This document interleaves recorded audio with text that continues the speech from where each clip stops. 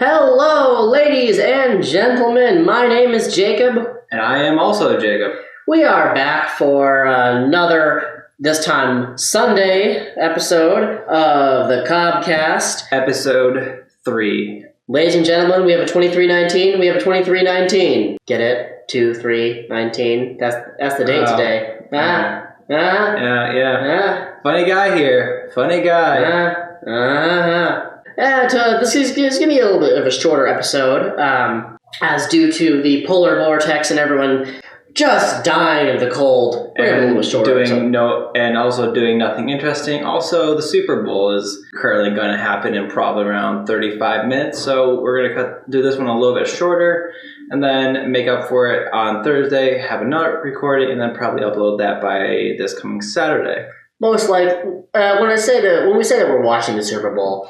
Saying we're watching it might We're going to be in the same room as a TV projecting the Super Bowl. Yes, and saying we're going to be watching it is more like we're just going to be ranting at it, using logic from other things we do, such as marching band or hockey, to pretend to think we know anything about football.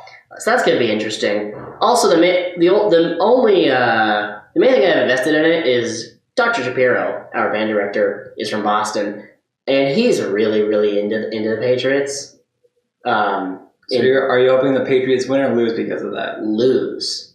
Also just because who cheers for Goliath? Who cheers for the Empire? That's like Vader blowing up Alderaan and you're just like, go Vader! Ugh.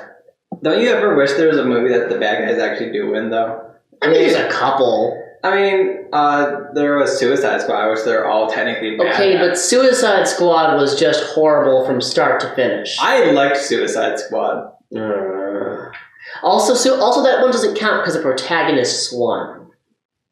Yeah. A real movie where the quote-unquote bad guy wins is one where the antagonist wins. Right? And, like, there's not a ton of good ones that do that. So Shapiro was, in between, at basketball band yesterday on Saturday. Shapiro was like, oh, and just, go Patriots. And I said aloud, loud enough for him to hear, oh, yes, because everyone knows the long-struggling sports city of Boston. That city who just has never won any championships between the Patriots, the Red Sox, the Celtics. I almost did that. No, is Celtic the American version, or is Celtic the American version? CELTICS? Correct. Celtics. Whatever. The Celtics and the Bruins. Oh, just that poor city of Boston who are always in contention for a championship. Like, they haven't won a championship in the past week. How could they live? I know. Let's talk about the weather, Jacob.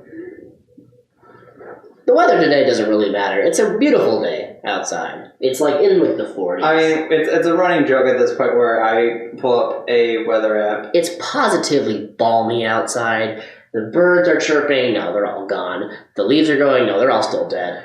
And the weather today is 44 degrees Fahrenheit. It feels like 44 degrees Fahrenheit, I meant. It is 48 degrees Fahrenheit. Wind at 90 miles an hour. Humidity 90 miles per hour. 9 miles an hour. Feltall is just flying through the air like from the Wizard of Oz. The humidity is 79%. Dew point at 42 degrees. Pressure is 29.9 inches of mercury, and the UV index is low. Or, as is known for a normal person, the temperature is balmy compared to the previous week. And it's shorts weather. Sorta. And due to the fact that there was a bunch of snow recently, the campus is just water and water and more water, and here's more water. It's like the campus is flooded. It's like a jungle. Just Welcome streams to the jungle. everywhere. Stop. So, okay, let's talk about the elephant in the room, the polar vortex.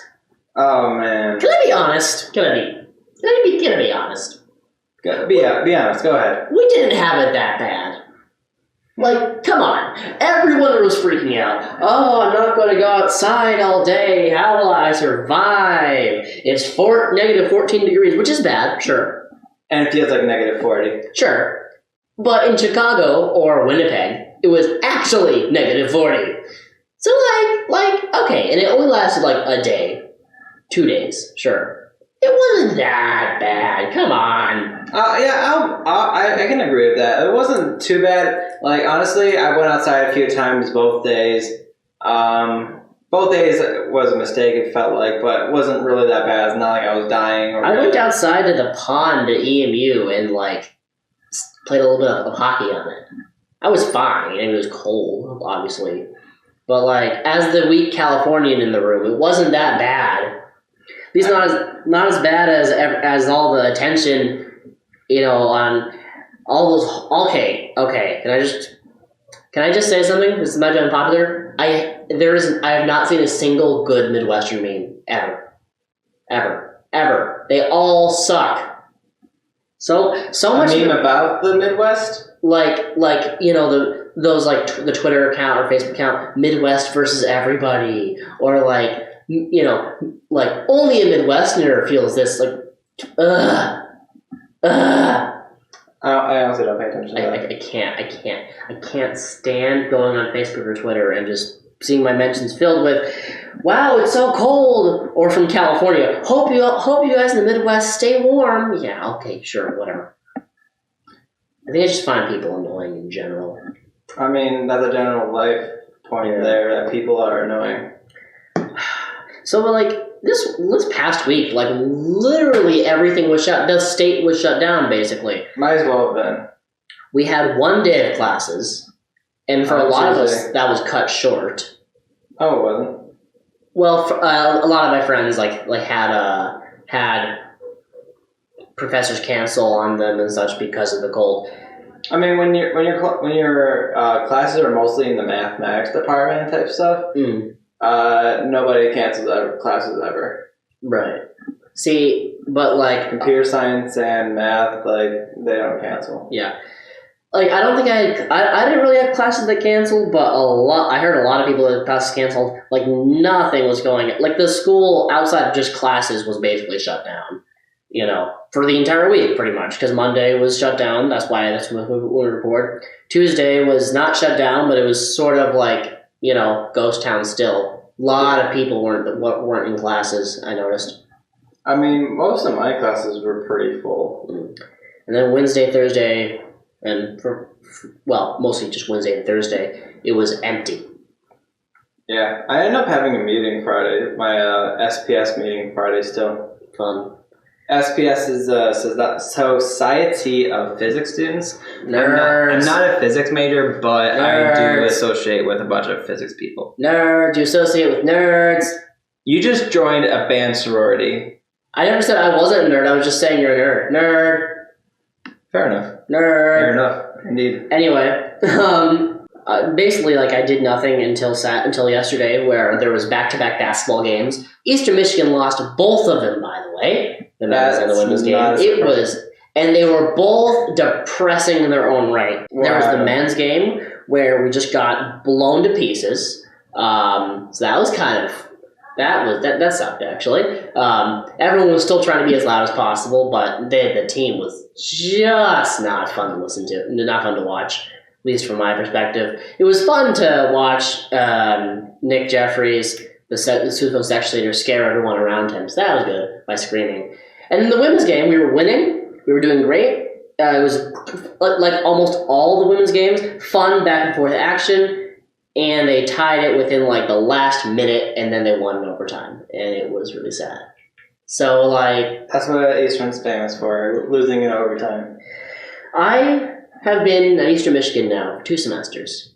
I've been in 2, so far, 2 major ensembles that play at Eastern sports games, basketball band and marching band. I have watched Eastern play Northern Illinois twice. Twice, I watched them go to overtime, and twice, I watched them lose to Northern Illinois in overtime.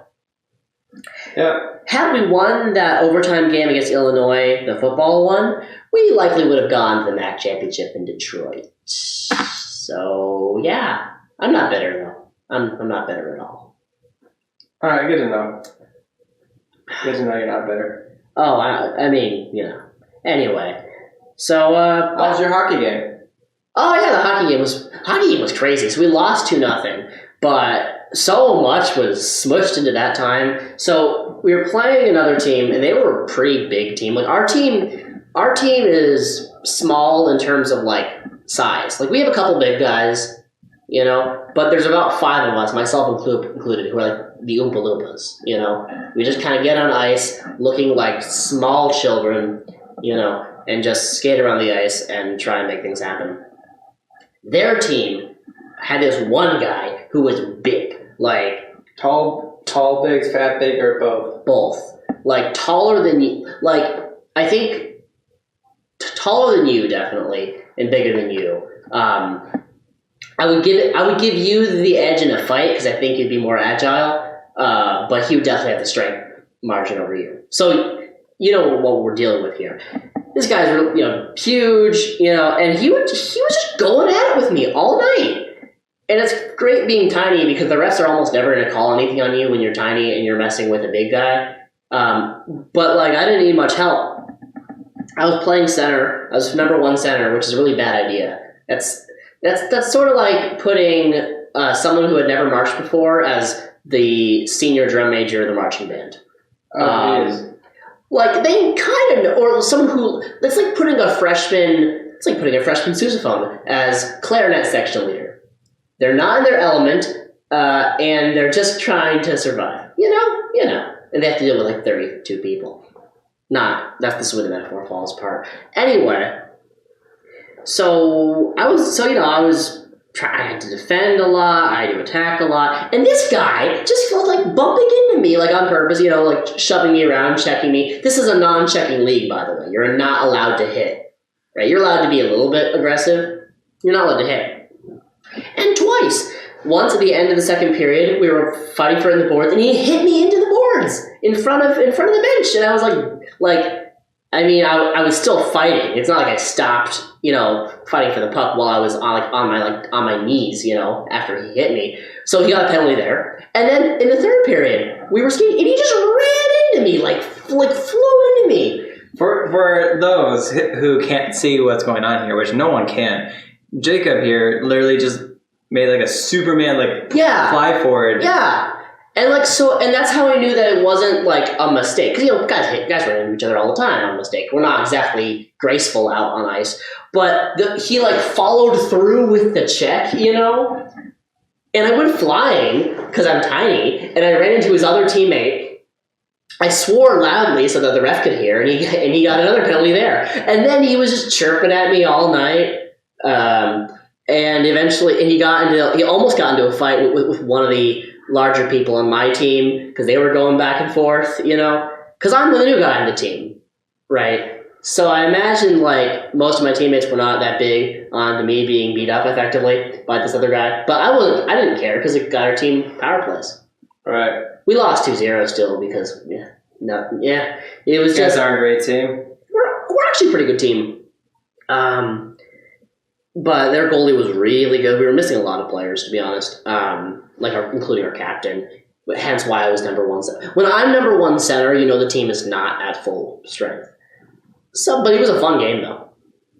That's pretty cool. How was your week? What stuff you were doing this week? I was getting ahead in my programming homework, and that's been pretty fun.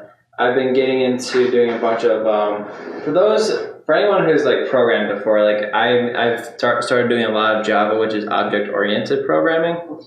And for anyone who has programmed with object-oriented programming, such as Python, Java, and pretty much any modern language, that once you get into object-oriented, it's literally the bomb. What is object-oriented stuff? Okay, so explain it to me like I am 5 years old. So object-oriented programming, let's say you're going to be programming an odometer. Do you know what an odometer is?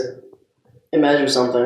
An odometer, basically, you can reset it, and it tracks how many miles you've driven since you last reset it. Yeah, I don't drive, so yeah. So what you can do is you can create an odometer object, and then you'll have certain variables assigned to it. So you can do odometer, and then like nickname it as a variable called ODO, and then you can do odo dot like miles, and then it will tell you how many miles you've driven.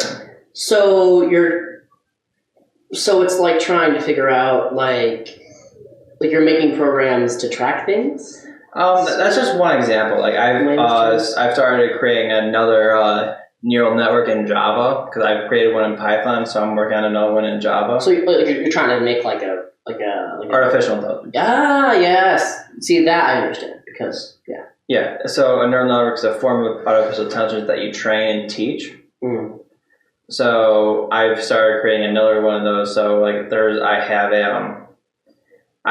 a neural network object, and then that has like aspects about the object. Like I have weights in it, I have biases in it, I have how many input nodes, how many output nodes, etc. That's interesting. I once wanted to like program stuff, but then I gave up on that very quickly when I discovered that Civilization 5 exists. I've been listening to John Green's Crash Course History lately, and I remember why I'm much better at history than anything else, or math, or whatever. I'm really big math and computer science and physics and stuff like that. See, I'm really big, like, I'm not as big on the little details because I find them hard, but when it comes to science, but like the big picture sort of things, so like I'm listening to this audiobook or book called Sapiens, A Brief History of Humankind. And it's really interesting. It's talking about how humans, became the primary species of the genus of Homo, which is like Neanderthals and Homo erectus and Homo sapiens, which is us. So like the idea that we're the only kind of human-like things that are intelligent and have all of our abilities is a lie, right? So I'm really into like the big picture thing, but when it comes to the small picture thing, I just my eyes gloss over. I have trouble focusing on that sort of thing. Like I know what you mean, but I'm in a completely different way. I like learning about these small and nitty-gritty details, and if I can't focus on those, like, big picture is a little bit more annoying that way. I understand. I definitely understand the appeal and why the small deals are fascinating, right? I'm just really bad at it. Right. So this book it's fascinating. So basically one of the questions is, so there's all these other kind of human, effectively, because humans just refer to our like species, like the Homo sapiens, or like the genus of Homo. So think about like the dogs, like a bulldog and pug will be able to mate and have offspring that share traits. That means that they're of the same sort of genus. Yeah. I forgot which one of the dogs. So humans used to have this sort of thing. Canines are all the same. Canine, that's the word. Yeah. They're all the same thing. Like whether you have an Irish Wolfhound or Chihuahua, theoretically they could mate with each other. Theoretically, and that's sort of how it was for for tens of thousands of years with humans. So there's humans that were like the sapiens, there was the Neanderthals, there was erectus, all sort of different kinds of humans. So could you imagine what that would have been? Like you're just with your tribe and you're walking around, you see this group of people who look very similar to your species, but they're not. It'd be like living with real life aliens. I just thought that would be really interesting. So I listen to that a lot, and there's a couple theories about how all these other human type things disappeared.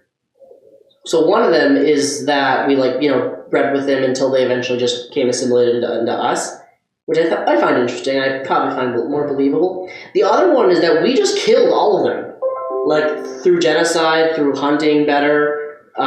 It's all really interesting, I think. I wouldn't be surprised if we killed them all. I do know that the greatest ecological disaster in the Americas and Australia was the arrival of human beings. There used to be Australia is already ridiculous when it comes to animals. It used to be even more ridiculous. But then we came, and they're not used to humans at the time. So, like, a lot of the animals in Africa had a while to deal with, to learn how to adapt to human beings. Yeah. You know, run away from them. Like, humans are an invasive species in right. Australia, you said, right? Right. So, but in Australia, they didn't know that, you're not supposed to be nice to humans. 2, you're definitely not supposed to attack humans that are in groups. If you want to attack humans, you got to attack them when they're alone.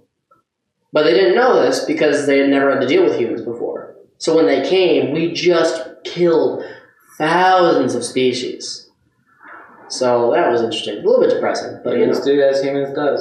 Or whatever. Indeed. Okay, let's go from that note to something else. So I have started making a lot of slideshows. So I love editing. I especially love editing pictures. Hey, how would you reply to the fact that we haven't been recording this entire time? We're recording. Yeah, I know. How would I reply to that? I was trying to figure I would be, let's just do it on Thursday then. I'm not that dedicated. Anyway. You're not that dedicated today. Sure. But whatever. We are recording. Yeah, we are. Anyway. I was just trying to figure out. Okay, so you're a jerk. I know. So I like editing videos a lot.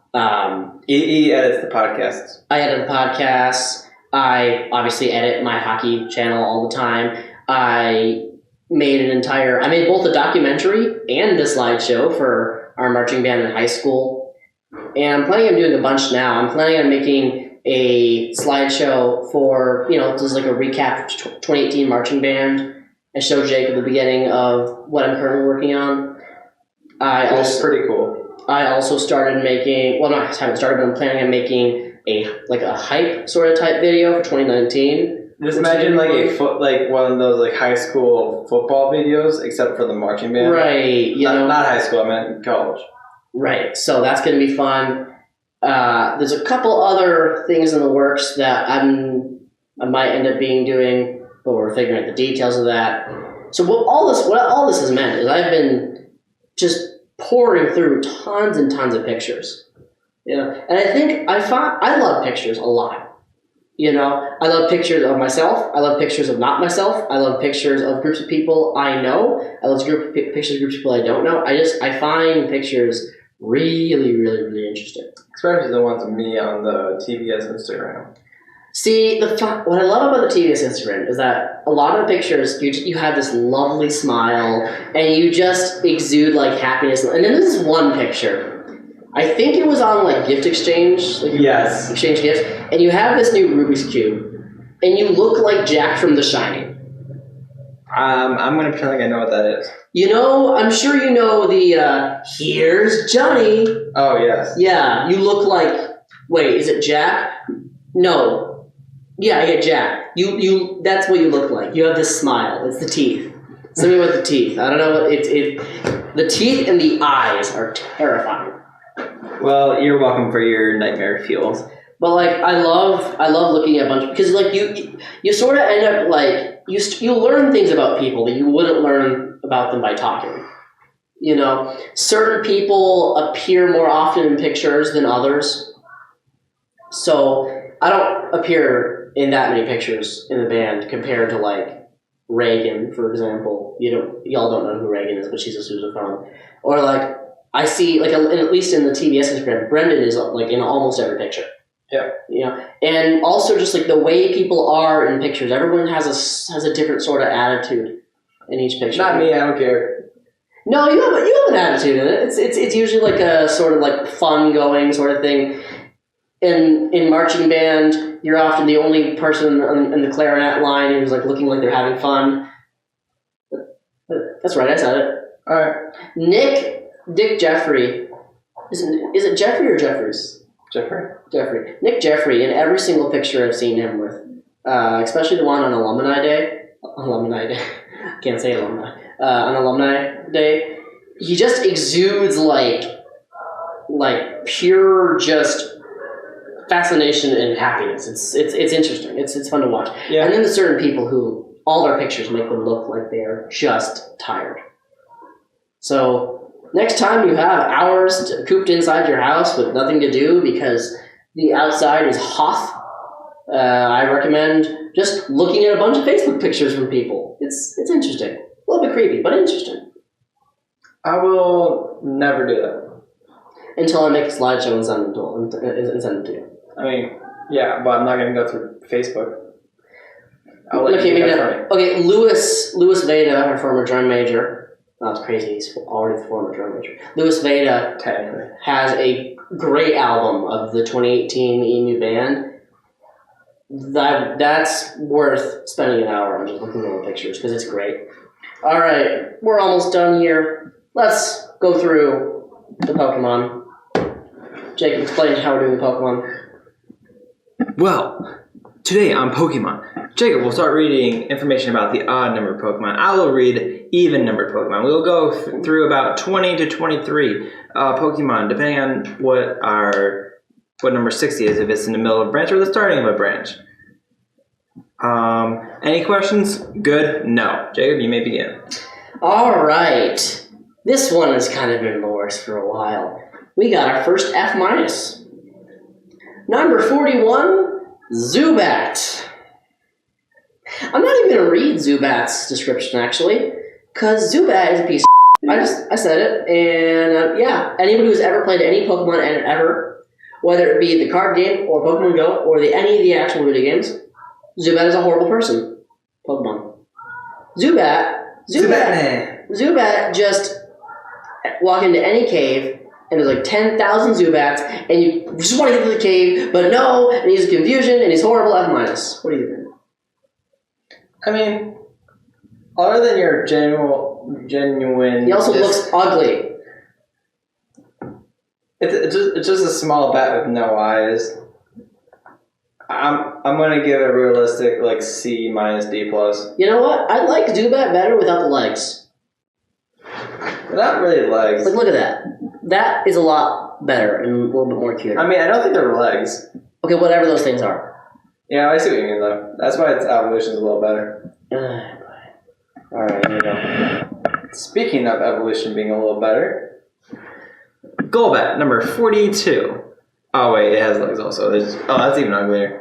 Golbat loves to drink the blood of living things. It is particularly active in the pitch black of night. This Pokemon flits around in the... Yeah, flits. I think that's supposed to be flies. This Pokemon flies around in the night skies seeking fresh blood. Other than it sounding like a freaking vampire and looking like it's freaking crazy. I like it. But it's not going to get a good grade because we're rating its design. And again, D minus. Or not D minus. D to D plus. D minus. I don't like him. He sucks. Next. Alright, going from the very low to one of the good ones. Number 43, Oddish. During the daytime... it's odd. I see what you did there. Oddish buries itself into the soil to absorb nutrients from the ground, using its entire body. The more fertile the soil, the glossier the leaves become. I think Oddish is adorable. It probably smells nice. Yeah. It's just a little plant. It's just a happy little plant. It'd be very cute. I give it an A. I agree. Anything else? No. All right. Just a small little plant. Gloom. Gloom releases a foul fragrance from the pistil of its flower. When faced with danger, the stench worsens. If the Pokemon is feeling calm and secure, it does not release its usual stinky aroma. So you know how you say Pokemon's evolutions are like it, but worse? Yep. Gloom is the number 3 example of this. Yep. Like I don't normally say this, but Gloom, Blastoise, War Turtle. Oh god. And frickin'... Have we got over it yet? What? Have we got over the Pokemon yet? Yeah, okay. It's Bulbasaur's evolution. Oh, Ivysaur. Ivysaur, War Turtle, and Gloom are top 3 candidates of the worst second evolutions. Yeah, you have ready for it? I give it C plus. D minus. He's disgusting. He's drooling. If you wipe away no, not my thing. D minus. Speaking of things that are vile, Vile Plume. Vile Plume's toxic pollen triggers atrocious allergy attacks. That's why it's advisable never to approach any attractive flowers in the jungle, however pretty they may be. Vile Plume isn't as ugly as the other one, as Gloom, but Vile Plume looks like a mass murderer. And I have allergies, so I could never have them. D, frankly. Not into these flower Pokemon. Except for Oddish. Oddish is adorable. Yeah. That sounds about right, D. Alright. Bless you. Paris. Paris has parasitic mushrooms growing on its back called testicles. How should I'm going to pretend like you guys understood what it says. Are you okay? Ladies and gents, check out this hiccuping. Good. They grow large by drawing nutrients from this bug Pokemon host. They are highly valued as a medicine for extending life. It's creepy. It has like little mouth things, and then it's just a little weird. I mean, I like it. Like I'd use it. I can and have used it in the games before, but design wise, it's B minus. So aside from the fact that Paris is definitely going to be used for profit by local drug dealers, with the shrooms on his back, yeah, I agree. It's creepy. It's creepy, but it's not cool at all. C. All right. Next one. Parasect. Parasect is known to infest large trees en masse and drain nutrients from the lower trunk and roots. When an infested tree dies, they move on to another tree all at once. Man, these guys are jerks. They kill trees. They don't even look that cool. It looks like you put a weird hat onto a Paris, and yeah, no pupils because they're infected. What? The mushroom took over the Pokemon, so it has no pupils. That's even worse. That's horrifying, actually. C, D plus. You see, I think this is a little better than Paris. So I'm gonna give it like B. All right. Awkward silence here. Venonat. Venonat is said to have evolved with a coat of thin, stiff hair that covers its entire body for protection. It possesses large eyes that never fail to spot even minuscule prey. It's a little furball. Like it's literally just a furball. Like we're getting into like the low of Gen 1 right now. Well, when it comes to little, I want to point out it is 3'3", 66 pounds. It's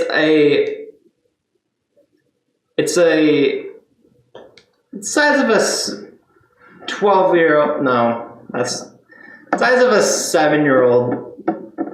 It's a couple taluses. Yeah. I mean, I don't like it. Yeah. Okay. Well, what's your grade? C plus. I think it's actually pretty cute, personally. It's not that useful, and yeah, I'll give it a C plus as well.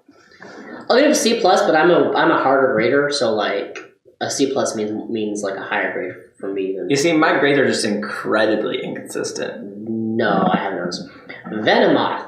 Venomoth is nocturnal. It is a Pokemon that only becomes active at night. Its favorite prey are small insects that gather around the streetlights, attracted by the light in the darkness.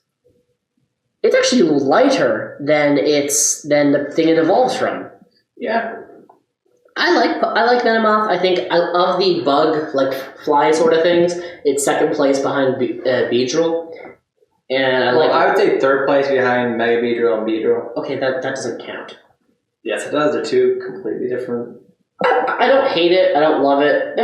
Solid C. I agree. All right. Here we go. Go ahead. So since we're going to be doing 2 episodes, I think we should do half of the Pokemon this one and half the Pokemon next time. So we'll finish Diglett and Doug Trio. Sounds good. Go ahead. So Diglett are raised in most farms. Words. Diglett. Yep. Diglett is the plural of Diglett. Okay. Diglett are raised in most farms. The reason is simple. Whenever this Pokemon burrows, the soil is left perfectly tilled for planting crops. The soil is made ideal for growing delicious vegetables. That is the most boring and hard to read thing I've ever seen. It's just the same thing. Alolan Diglett has hair. It's the exact same Pokemon. And it's darker. Hair. It's a little darker. Am I wrong? You're not wrong. Go ahead. Not a great Pokemon. What's your grade? Let's see. Now, I love Diglett. I think Diglett is adorable. I think it is the little eyes and the big nose. And I think it'd be very, like, squishy and stuff.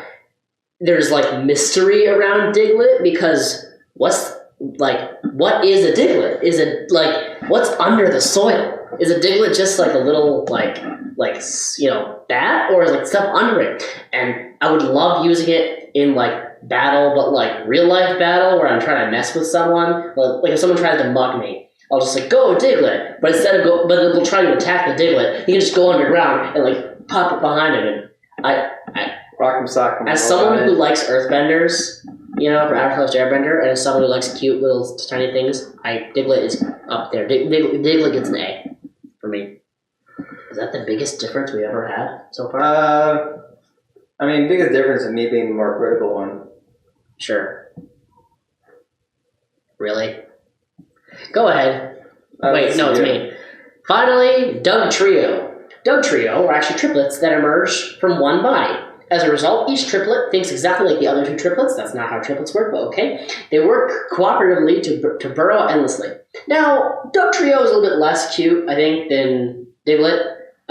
There's 3 of them, which is just It's just 3 Digletts. The Alola form looks kind of dumb. I agree with that. But it's still pretty cool. It's still kind of cute. Has the same benefits in fighting and stuff. B, solid B. B is a solid B. I do like Doug Trio more than Diglett. I will give this one a B- to B. And that was our Pokemon segment. All right, this has been Jacob and other Jacob. The fan base in the comments will fight over which is the real Jacob, what's the other Jacob. Our tons of fans. Yes, I'm Jacob. I'm Jacob. And this has been the CobCast. We will see you hopefully on Thursday. But who knows what could happen. Maybe a meteor will strike and we'll all be dead. Have an amazing day. Bye!